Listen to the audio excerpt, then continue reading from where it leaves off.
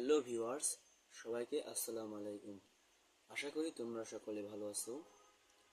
গত ক্লাসে তোমাদের দেখিয়েছি ষষ্ঠ শ্রেণীর ম্যাথ বইয়ের উদাহরণ 1 থেকে 4 পর্যন্ত। আজকে দেখাবো উদাহরণ 5 এবং 6। তো দেরি না করে চলো শুরু করা যাক। উদাহরণ 5। উদাহরণ 5-এ রয়েছে কিছু অঙ্ক দেওয়া রয়েছে। আন্তর্জাতিক পদ্ধতিতে কথাই লিখি, আন্তর্জাতিক পদ্ধতিতে কথাই লিখতে বলছে। তো আমরা ডান দিক থেকে 3 ঘর পর পর কমা বসাই। তো চলো কমা বসানো যাক। 3 ঘর পর পর কমা বসাই। কমা বসানোর পর কথাই লিখলে আমরা কি পাবো?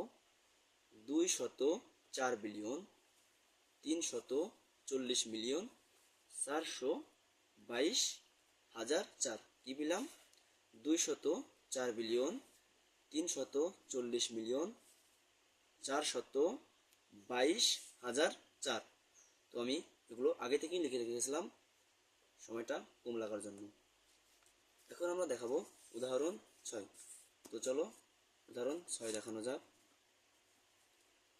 উদাহরণ 6 বলেছে ক 5 মিলিয়ন কত লক্ষ? ক আমরা জানি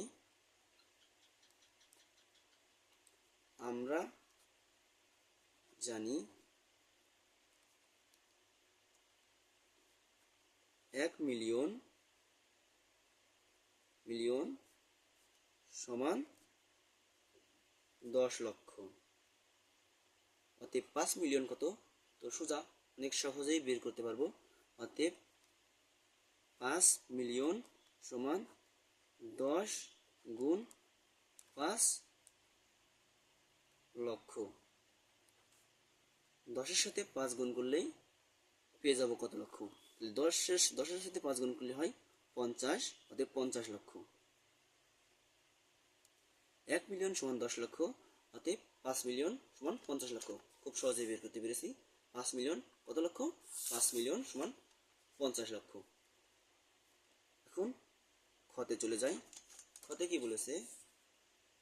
500 কোটিতে কত বিলিয়ন? 500 কোটিতে কত বিলিয়ন? তো চলো বের করা যাক।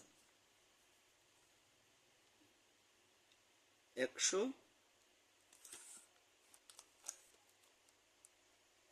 কোটিতে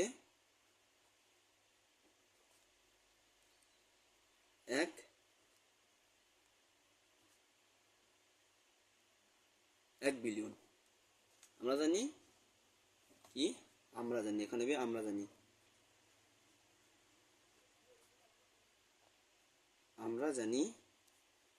100 কোটি সমান 1 বিলিয়ন। অতএব 500 কোটি সমান 500 এবং 100 ভাগ করলেই পেয়ে যাব 500কে 100 দ্বারা ভাগ করলেই পেয়ে যাব কত? তো 500কে 100 দ্বারা ভাগ করলেই পাওয়া যাবে কত বিলিয়ন? তো 500কে 100 দ্বারা ভাগ করলে ভাগফল 5 থাকে। তো সমান 5 বিলিয়ন। কেমন লাগলো আজকের ভিডিওটি? ভালো লাগলে অবশ্যই একটি লাইক করবেন। ধন্যবাদ।